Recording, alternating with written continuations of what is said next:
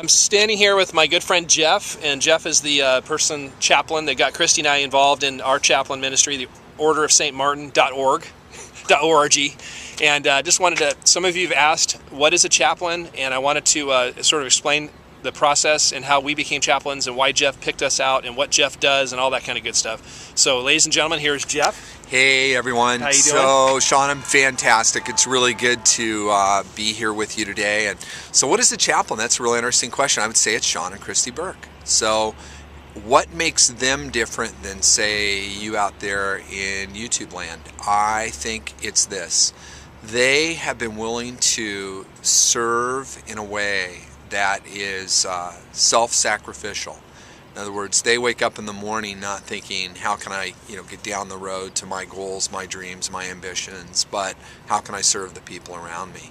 Now, as you've seen from their videos, they have a lot of life that goes on. They have kids, sadnesses, hopes, dreams. They're desperate for dough, just like all of us, but God provides. So I think a chaplain is fundamentally somebody who uses his hands and with those hands demonstrates the love of Christ to people.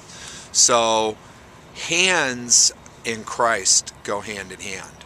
Okay, he does something, he did something, he continues to do something, and he shows it by the work of people. And Shawn and Christy are one of those. So when you came to me probably a year ago, and you actually mentioned that, you said, Shawn, have you ever considered being a chaplain? And I remember thinking of this TV show MASH and Father Mulcahy and military and things like that. I had no idea what you meant. Pretty much ignored what you said for another 6 months, and then last November you ordained Christy and I as chaplains, and at that point we still didn't know what to do with our chaplain status. What is it that you saw in Christy and I that caused you to feel that, or led you to ask us about being chaplains and wanting to ordain us? Yeah, do you think would it be helpful, Shawn, if I told you a little bit about the word chaplain? Yes. So the word chaplain's not in the Bible. You see pastor, you see teacher, you see elder, you see deacon, but you don't see the word chaplain. The word chaplain shows up in about 350 AD through a person by the name of Martin of Tours. He was a Roman soldier. He was fighting battles as a Roman centurion. He led people into battle and they died.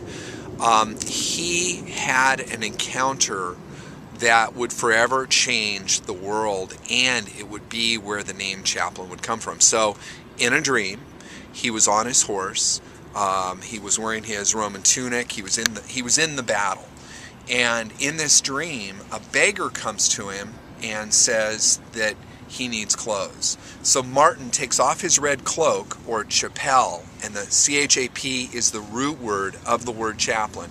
He tears his cloak in half and he hands it to the beggar. Then the beggar reveals himself to be Jesus Christ. Okay, that's called the miracle of the cloak. And it's why Martin of Tours became Saint Martin in the Roman Catholic Church. Now this was 300 years before the Roman Catholic faith was established. So Martin, when he wakes up from the dream, tells his boss that he no longer wants to fight leading the men in battle. He wants to fight serving the men and the people, that as they go through the villages, he wanted to serve the men and the people. So the roots of the word chaplain are sort of in this military context of service. So I saw that service in Shawn and Christy, as I've seen it in lots of other people. We don't put up the banner and say, do you want to join us? We look for people that are already doing the chaplaincy work. Most, if not all, I'm trying to think if any of them had actually, maybe one or two of them were actually chaplains vocationally, but most of them were people that were being the hands of Christ in the community. We came to them and took them, set them apart, and ordained, which that's what the word ordained means, is to set apart. So we set apart Shawn and Christy for the service as a chaplain. Okay. And the great thing that we've heard, the feedback we've heard from a couple friends, is they said, Shawn and Christy, you guys have always done this. It's that's what we love about your videos, is it's not like you're acting or doing something different. You've always acted and done this. So Jeff pretty much gave us, confirmed in us there goes the play. Jeff confirmed in us what we had already been doing, and it's it made sense to us. We just didn't know how to practice it, and that's what using the YouTube videos has done for us. Jeff, I want to ask you though, what was it in your life that turned you around, and at what point did you discover that you wanted to be a chaplain or felt like that was your calling?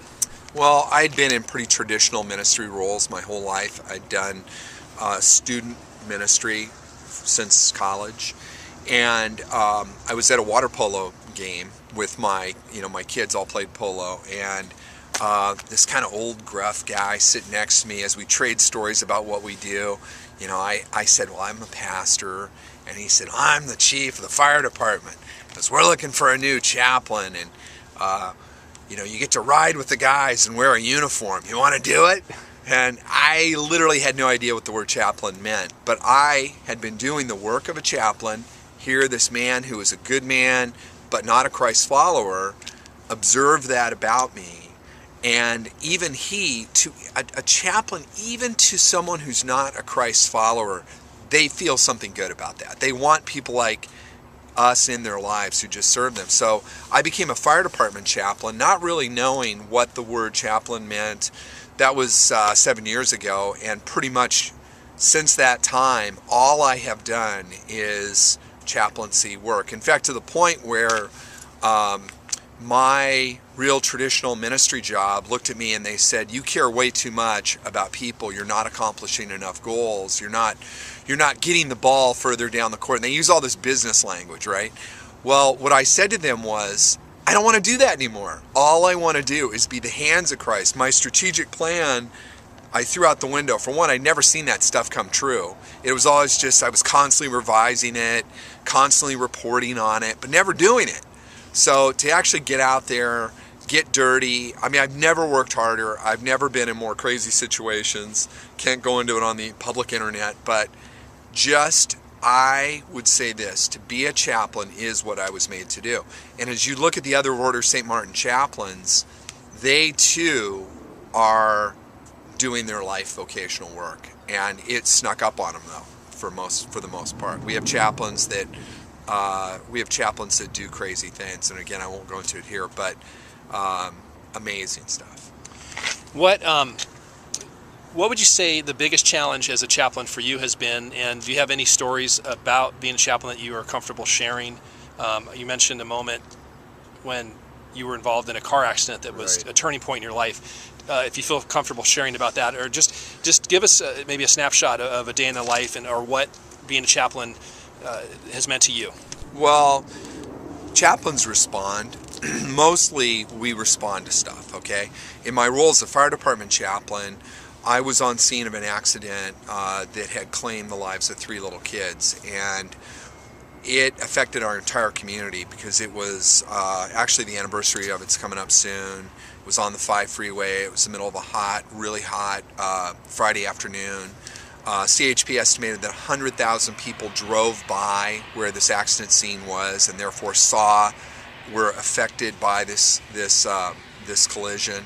My picture ended up on the paper the next day only because it was the only thing that anybody could make sense of out of the whole day was the chaplain with his arms around people who'd been traumatically affected by the accident. And I went home that night still, feeling like I was on the freeway. I was there for 8 hours that day. And I will never forget saying to my wife, this is what God has made me to do. So I think, most of what a chaplain does is not nearly as dramatic. It's just sort of showing up and being there in the lives of people. It's showing up when they call. Because, sometimes it can be hard to get your pastor on the phone or actually get them to your business. Most pastors never walk in the business of somebody in their congregation. They have no idea what it takes to close a real estate deal or to, transact some type of banking business. They are pretty religious people, separate from what goes on in day-to-day lives. So I think a chaplain is not that way. A chaplain is right there. What I like to say is we don't operate at the 10,000-foot strategic planning level. We operate at the 6-foot level where people live, 6 foot and below where most people live, eyeball to eyeball. All right, this is the end of part 1. Thank you, Jeff. We'll have part 2 here in just a second, but this has been very informative and awesome.